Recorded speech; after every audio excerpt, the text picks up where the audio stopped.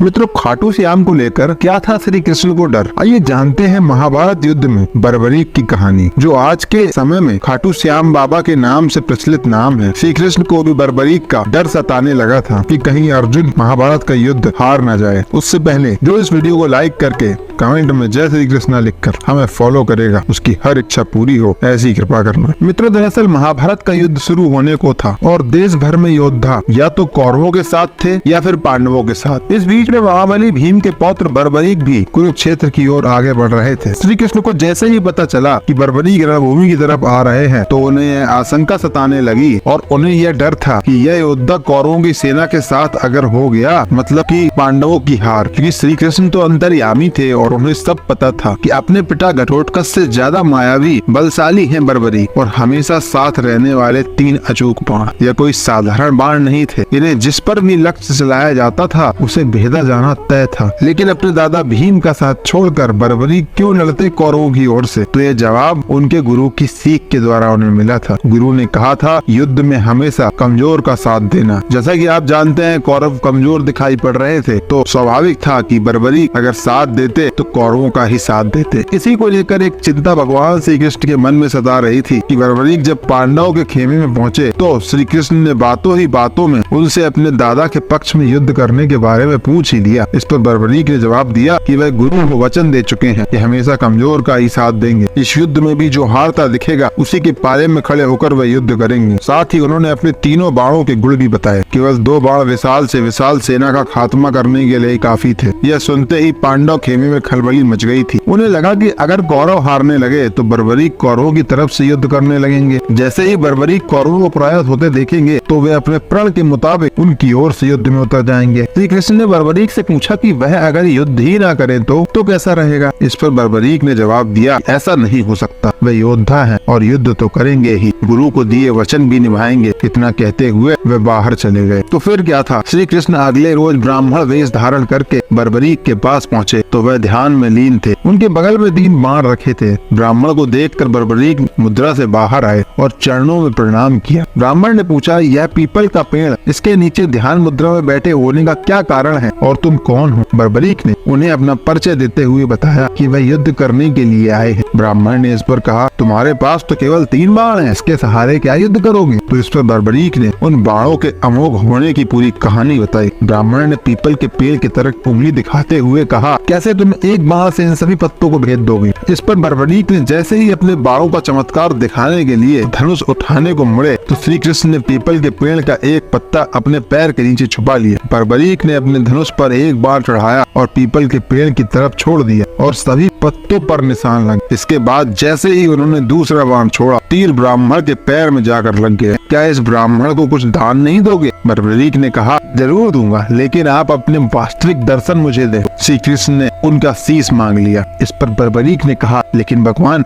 मैं महाभारत का युद्ध देखना चाहता हूँ और मैंने सुना है कि इतना बड़ा युद्ध ना तो कभी लड़ा गया है और ना ही कभी लड़ा जाएगा। ये अवसर मुझसे मत छीनिए। इस पर श्री कृष्ण ने कहा, धड़ से अलग होने के बाद भी तुम्हारा शीश जीवित रहेगा। आंखें सब देख सकेंगी, कान सब सुन सकेंगे। यह सुनते ही बर्बरीक की इच्छा पूरी हो गई और उन्होंने तलवार से अपना शीश काटकर भगवान श्री कृष्ण को दे दिया। मित्रों, मधुसूदन ने बर्बरीक का कटा शीश देखकर कुरुक्षेत्र के पास ही ऊंची पहाड़ी पर रख दिया और जहां से उसने पूरा महाभारत का युद्ध देखा। श्री कृष्ण को बर्बरीक अपना मार्गदर्शन मानते थे। महाभारत के युद्ध में जब पांडवों को विजय मिली तब उनमें श्रेय लेने की होड़ मच गई। युधिष्ठिर कृतज्ञ हो रहे थे वासुदेव के प्रति। वहीं भीम को लग रहा था कि उन्होंने ही धृतराष्ट्र के पौत्र को मारा है और इस वजह से युद्ध का परिणाम उनके पक्ष में आया है। आखिरकार तय हुआ कि बर्बरीक ने पूरा युद्ध देखा है। तो बर्बरीक ने कहा, मैंने तो शत्रुओं के साथ केवल एक पुरुष को युद्ध करते हुए देखा है। उस पुरुष को छोड़कर कौरव सेना का नाश करने वाले दूसरे किसी पुरुष को मैंने नहीं देखा। श्री कृष्ण इसके बाद बर्बरीक को कलयुग में उनके नाम